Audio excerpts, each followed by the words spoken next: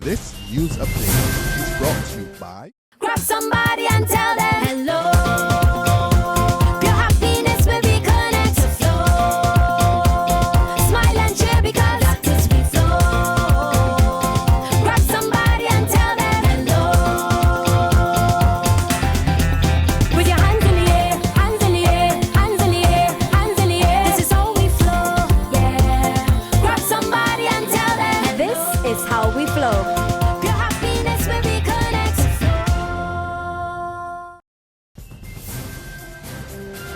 Good morning and welcome to the Barbados Today News Update for Monday, November 16. Thanks for joining us. I'm Frenella Wedderburn.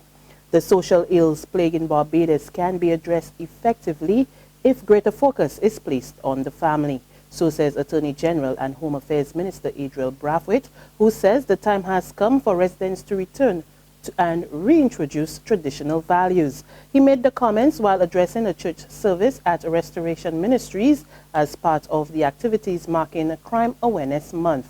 The AG told the congregation, hosted by the Criminal Justice Research and Planning Unit, that the adaptation of modern technologies has taken away from the sense of family and community spirit that once were the foundation of the country. We need to rebuild our families. I cannot emphasize that enough. It's the failure of our families is the biggest challenge that we have in this society. Imagine that we reach a stage where we are teaching parenting.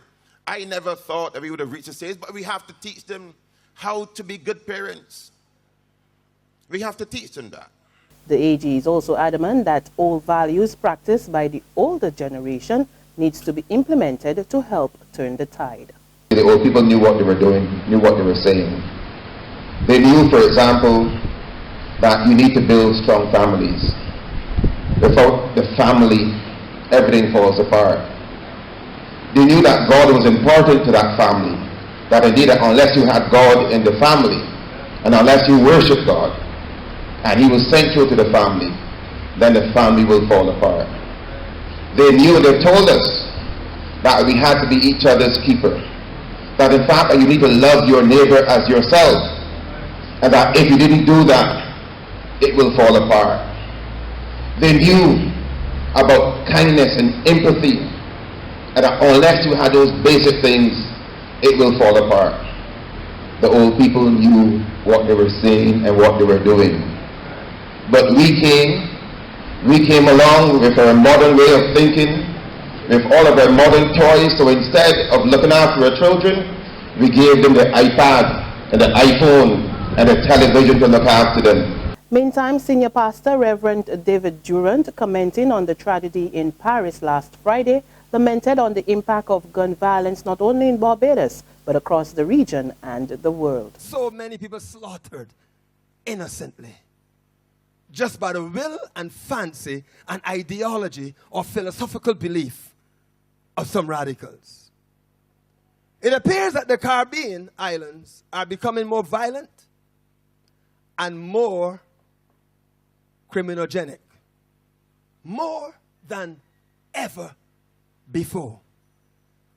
People are bent on criminal activity. At the same time, Government Senator Irene Sandiford-Garner has also added her voice in condemning the Paris attacks that left 129 people dead. She tells Barbados Today she is horrified by the attacks, but what's more, she is concerned that the world powers are unable to get rid of militant group ISIS. As far as Paris is concerned, you asked me about Paris. I am definitely horrified, as most of the world would be, as to what happened. But my concern is that I am still quite puzzled as to why the superpowers of the world cannot seem to get a grip on ISIS. They are bringing the superpowers to their knees, and that is of concern to me.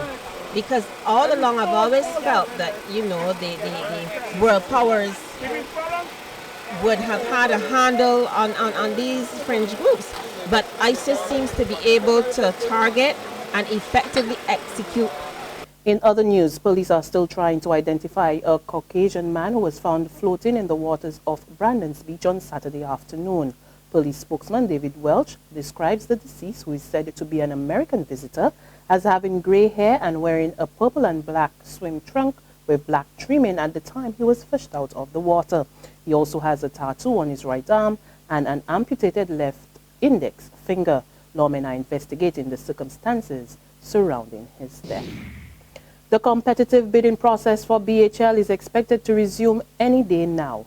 This follows the lifting of an Anson McCall injunction by Chief Justice Sir Marston Gibson on Friday night. Our Mary-Claire Williams tells us more in this report. The injunction granted to Anson McCall on November 3rd resulted in the halt of the bidding process for BHL shares, as well as a ceased trade on all the company shares on the Barbados Stock Exchange. Beginning last Wednesday, BHL's legal team, led by Barry Gill QC, argued in favor of lifting the injunction, while Anson McCall's attorneys put forward their case for continuing the sanction. Gale told the media that the lifting of the injunction would now allow the competitive bidding process to resume, with all existing closing dates being extended by 10 days. According to a statement from BHL, the company's CEO, Richard Cozier, said he's pleased with the outcome of the hearing. He stated that the board of directors have always acted in the interest of the shareholders. Meanwhile, President and CEO of Anson McCall Barbados, Nicholas Moutet, said while he is disheartened by the ruling, there are still other matters to be addressed. Anson McCall is expected to appeal the decision. Mary-Claire Williams reporting for Barbados Today. There's regional and international news after this short break. Secure your future, be financially strong. Since 1983, we have been there for you. A smart range of products, great tax benefits. We're the solution to your hopes and your dreams. The Barbados Workers Union Cooperative Credit Union. The Barbados Workers Union Cooperative Credit Union. Humble beginnings to smart loans, smart savings. Save smart and borrow smarter, that's the move for me. Stability, prosperity, we're the solution to your hopes and your dreams. The Barbados Workers Union Cooperative Credit Union. The Barbados Workers Union Cooperative Credit Union. To our regional neighbors now, St. Lucia's Prime Minister is urging officials of the police force to prepare for the Director of Public Prosecution's decision on the 2010-2011 judicial killings. More in this report from HTS News Force. According to the Prime Minister, there are lessons to be learned from the fallout of the 2010-2011 anti-crime tactic, Operation Restore Confidence. The police force has to continue to manage the impact of the report on the so-called extrajudicial killings, and this of course means that they have to prepare for the outcome of the decision of the Director of Public Prosecutions. I'm aware that efforts have been made to handle those issues internally, and part of the process of course will require the police to come to terms with what occurred, and at the same time to adjust their procedures as they engage in seeking to resolve the burning problems of crime in the country. On the international scene, France remains on edge as it hunts for those responsible for last Friday's deadly attack that left 129 people dead. Police have since issued a photograph of a 26-year-old French national male who has been described as dangerous. Reports say he had already been identified as the renter of a car used in the attack when he and two others were stopped by police near the Belgium border. Now, late last night, French aircraft struck Raqqa in Syria, the stronghold of the Islamic State, the militant group that has claimed it was behind the Paris attacks.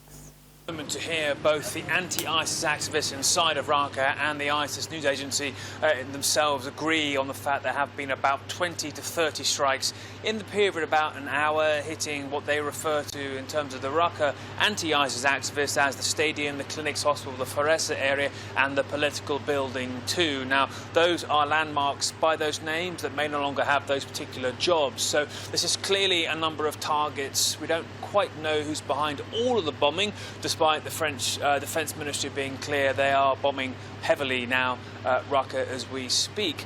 We don't quite know what those buildings serve as a purpose right now. Well, given the timing, given the announcement from the French Defence Ministry that their jets are in the skies over Raqqa right now, you can be pretty sure, Erin, that what we're seeing and what we're hearing from both sides of the argument inside Raqqa now is some sort of reprisal or statement of French military intent inside of Raqqa. And that reports bring us to the end of our morning news update. There is more on our website at www.barbadostoday.bv. You can also subscribe to our e-paper, our email updates, and of course, like us on Facebook. You can also catch us on Izumi Media and bus terminals or screenplay at supermarkets and gas stations near you, as well as Channel 101 on 4TV and Mix 96.9 FM. There you can get all the latest news and sports. I'm Fernella Wedderburn.